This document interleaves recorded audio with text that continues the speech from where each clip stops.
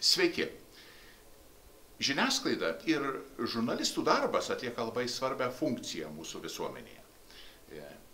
Visų pirma, iš žurnalistų ir per žiniasklaidą mes sužinome apie mūsų aplinką, apie mūsų šalį, apie likusį pasaulį. Tai yra labai jautri mūsų visuomenės gyvenimo grandis. Ji turėtų būti nuolat stebima, kritikuojama ir tyriama. Deja, Lietuvoje žiniasklaida ir žurnalistų darbas nėra pakankamai tyriami ir, sakyčiau, mokslo dėmesys žiniasklaida ir žurnalistų darbų yra pakankamai epizodiškas.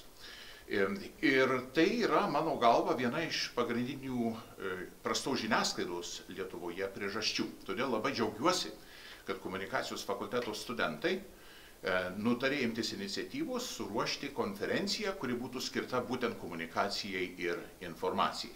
Ir kreipiuosi į žurnalistikos instituto studentus, kviesdamas jūs ruošti pranešimus ir gausiai dalyvauti konferencijoje balandžio mėnesio pabaigoje.